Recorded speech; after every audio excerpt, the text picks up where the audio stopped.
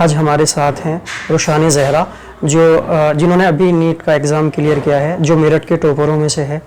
आपको सबसे पहले तो बहुत बहुत मुबारकबाद। Thank you.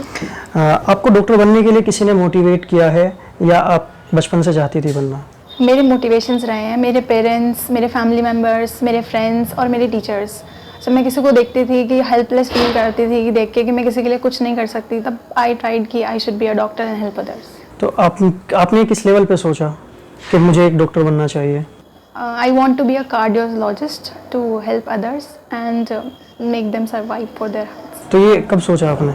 After my class 10th, when its time comes to opt the subject, just like I opted PCB there for go in the science field and being the doctor. आपके relation में या आपके family में कोई doctor हैं जिनसे आप inspire हुई हो या आपके खुद की बात है? अभी तक तो कोई डॉक्टर नहीं है। I am going to be the first doctor ever if I will be. NEET की तैयारी के लिए आपको किस किस ने हेल्प आउट किया? Exactly, my parents and my relatives also they supported me unless and until उनके बिना कुछ नहीं हो सकता था। तो my teachers and my parents. Doctor में आप किस फील्ड में जाना चाहते हैं? I told I want to be the cardiologist. Doctor को आप प्रोफेशनल मानती हैं या सोशल एक्टिविटी? ये सोशल एक्टिविटी है, प्रोफेशन तो बाद में होगा। पैसे तो कमाए जा सकते हैं बट पहले हेल्प आती है, ह्यूमैनिटी आती है, उसके बाद होता है। लेकिन इस वक्त तो सबसे ज़्यादा डॉक्टर ने जो अपना पेशा बनाया वो बिजनेस बनाया हुआ है। जी, बट सबके अपने अपने अलग अलग सोच है, डिपेंड करता है कि उसको प्रोफेशनली देखा जाए या सोशल सर्विस। तो मेरे लिए सोशल सर्विस ही होगा है। आपकी फैमिली में कौन कौन है? मेरी फैमिली में मेरे मम्मी पापा, दादा दादी और मेरे भाई बहन, उसके अलावा मेरे चाचा चाची सब हैं। बाकी भाई बहन जो हैं वो किसी कंपटीशन की तैयारी कर रहे हैं या आगे कुछ करेंगे? अभी वो क्लास 11th में है और अभी आगे देखते हैं क्या जिसमें उनका इंटरेस्ट होगा। आपने स्कूलिंग कहाँ से की? मेरी 8th क्लास तक स्कूलिंग मेरी बाल भारती से थी और उसके बाद 12th तक श्री राम से थी। तो परसेंटेज कैसी रही आपकी? 10th तक मेरी परसेंटेज उस टाइम CGPA थे, तो CGPA I got 10 CGPA there and 12th class में आई स्कोर्ड 99%। स्कूल आपके स्कूल से जहाँ से आप पढ़ रही थी वहाँ से कोई सिलेक्ट हुआ आपके अलावा? नो, वहाँ पे कोई सिलेक्ट नहीं हुआ। डॉक्टर बनने के लिए सिर्फ डॉक्टर बनना ही पसंद किया आपने?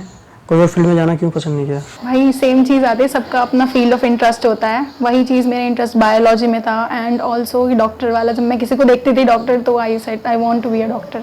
आपने मेडिकल लाइन इसलिए चुनी कि आप लोगों की हेल्प कर सके, लेकिन अब ये कोविड जो चला था इसमें सब डॉक्टर चले गए थे अपना क्लिनिक, अपना हॉस्पिटल बंद करके। ये तो सोशल नहीं हुआ ना, तो बिजनेस हुआ।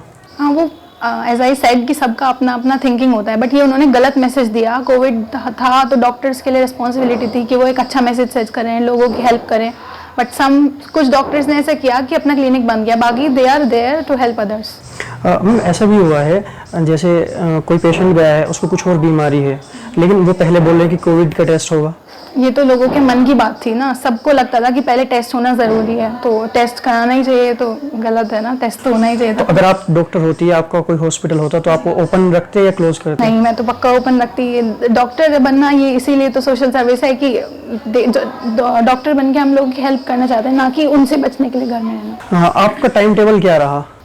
मेरा टाइम टेबल 12th तक तो था। मैं क्योंकि उस टाइम कुरान को भी हिफ्ज़ कर रही थी, तो उस टाइम मेरा पहले था स्कूल से आकर ट्यूशन्स के बाद मेरा मदरसा था। तो 1 आवर जब और 2 आवर उसको रिवाइज़ करने में मेरा लगता था। उसके बाद सारा टाइम पढ़ाई में ही जाता था। तो आप हाफिज़ कुरान भी रही? तो उसको मैनेज कैसे किया आपने?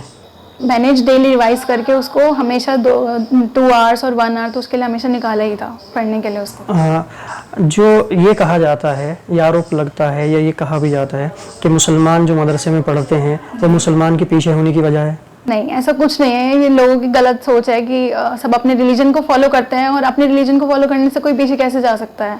मदरसे को पढ़ने वाले बच्चे भी आगे जा सकते हैं। यही मैं एग्जाम्पल सेट करना चाहती थी और ये हो गया। ये भी कहा जाता है कि मुस्लिम अपनी लड़कियों को घर में पैक करके रखते हैं।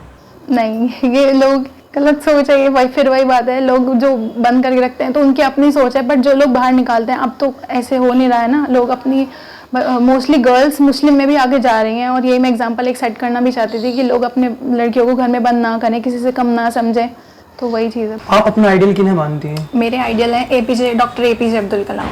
आप कोचिंग के लिए मेरठ अकेले जाते थे, आपको किन किन प्रॉब्लम फेस करनी पड़ी अकेले जाने में? लोग ये कहते हैं कि अकेली लड़की जा रही है, तो उसमें कहाँ कहाँ आपको परेशानी आई? नहीं, लोग बोलते हैं और बोलते रहेंगे कि अकेले जाना और किसी के साथ जाना ये कोई शॉर्ट कमिंग नहीं है किसी भी चीज़ की।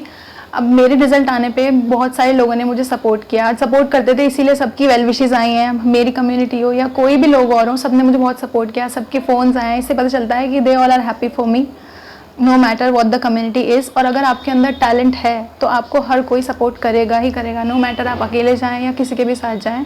तो आई डोंट थिंक कि यहाँ पे कोई ऐसा डिस्क्रिमिनेशन हुआ, मेरे साथ कभी कुछ नहीं हुआ। मेरी स्कूलिंग रही है श्री राम से, वहाँ पे भी मैंने कभी कोई डिस्क्रिमिनेशन फेस नहीं किया और ना ही कभी अपने कोचिंग सेंटर में कभी फेस किया। मेरे टीचर्स थे, सब लोगों को, सारे बच्चे बैठे हुए होते थे, सब कम्युनिटी के बच्चे होते थे, सबको एक ही जैसा उन्होंने प्रमोट किया और पढ़ाया। और आई थिंक कि अपने टैलेंट से सब होता है, बाकी किसी सबके लोगों की अपनी सोचने की बात है।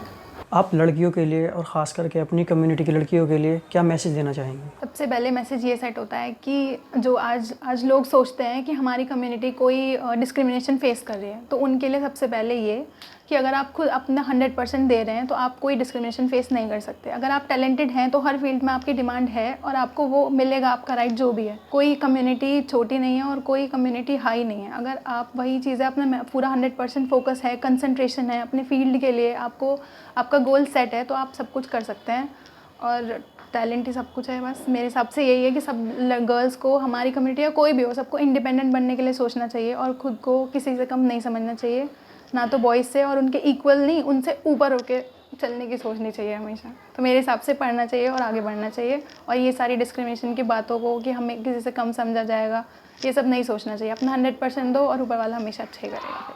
थैंक यू अपना टाइम देने के लिए। All the best for your future. Thank you.